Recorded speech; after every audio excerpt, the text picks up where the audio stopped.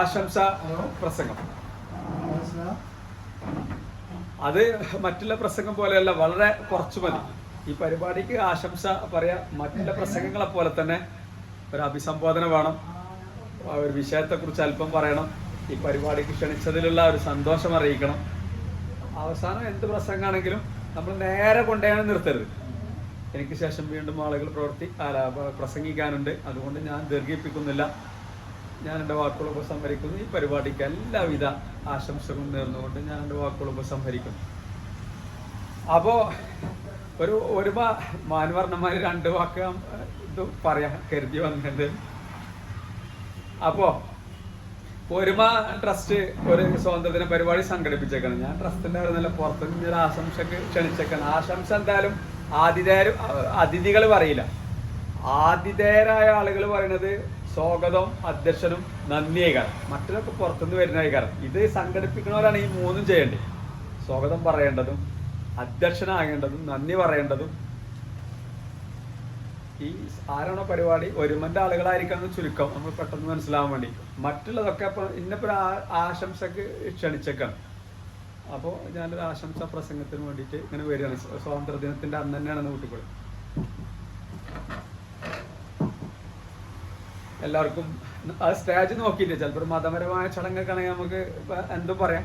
ഏത് മതത്തിന് അടിസ്ഥാനത്തിലാണോ അല്ലെ പൊതുവായത് നമ്മളെ ഇതിലുള്ളത് മറ്റേ നമസ്കാരം പറഞ്ഞു തുടങ്ങും. അല്ലെങ്കിൽ ഒന്നും പറയണ്ട, നേരെ ഇതിലേക്ക് കയറാം. അതായത് ഒരുമ ചാരിറ്റബിൾ ട്രസ്റ്റ് സംഘടിപ്പിച്ചിട്ടുള്ള സ്വാതന്ത്ര്യദിന പരിപാടിയിലാണ് നാം എല്ലാവരും ഒരുമിച്ച് കൂടിയിരിക്കുന്നത്. ഈ പരിപാടി നിയന്ത്രിക്കുന്ന ഒരുമയുടെ ചെയർമാൻ ശ്രീ KT ഹൈദർ, ഈ പരിപാടി ഔപചാരികമായി ഉദ്ഘാടന ക്രമം നിർവഹിച്ച ട്രസ്റ്റ് പ്രതിനിധി ശ്രീ ഹസ്സൻകുട്ടി, ഇതിൽ സെക്രട്ടറി, സ്വാഗതം പറഞ്ഞ സെക്രട്ടറി മോഹനൻ, എനിക്ക് മുമ്പേ ആശംസ അർപ്പിച്ച് സംസാരിച്ച മധുസൂദനൻ തുടങ്ങി വേദിയിലും സദസ്സിലും സന്നിഹിതരായിരിക്കുന്ന പ്രമുഖ വ്യക്തികളെ, സുഹൃത്തുക്കൾ. രാജ്യം 79ാം സ്വാതന്ത്ര്യദിനം ആഘോഷിക്കുന്ന ഈ സാഹചര്യത്തിൽ ആദ്യമേ നിങ്ങൾക്ക് എല്ലാവർക്കും എൻ്റെ കൃത്യമായ സ്വാതന്ത്ര്യദിനാശംസകൾ നേരുന്നു. ആദ്യം നമ്മളൊരു സ്വാതന്ത്ര്യദിനാശംസ നേരാം. പിന്നെ ഒരല്പം അതിനെക്കുറിച്ച് സംസാരിക്കാൻ അറിയുന്നത് ചരിത്രത്തെക്കുറിച്ച്.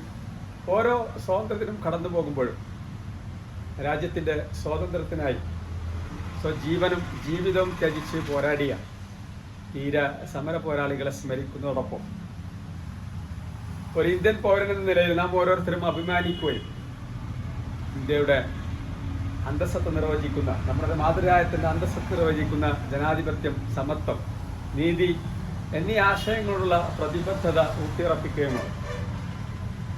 ഇന്ന് നാം ആവോളം ആസ്വദിക്കുന്ന ഈ ഒരു സ്വാതന്ത്ര്യം ഒരു സുപ്രഭാതത്തിൽ ഒരു വെള്ളിത്തളികയിൽ വെച്ച് നീട്ടപ്പെട്ടതല്ല. എണ്ണമറ്റ സമര നായകരുടെ വിയർപ്പും കണ്ണീരും ചോരയും കൊണ്ട് നേടിയെടുത്തതാണ്. അവരുടെ അടങ്ങാത്ത മനോഭാവം,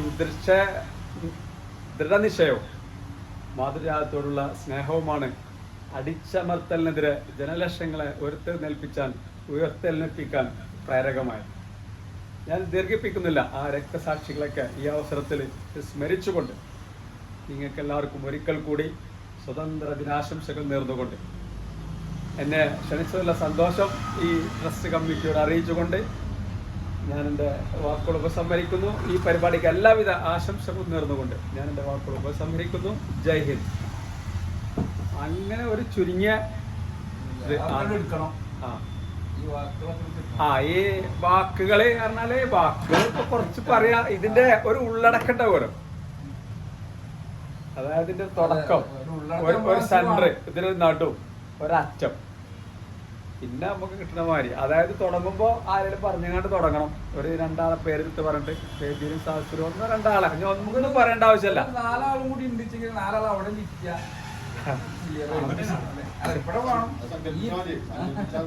കുറെ സങ്കല്പിക്കണം.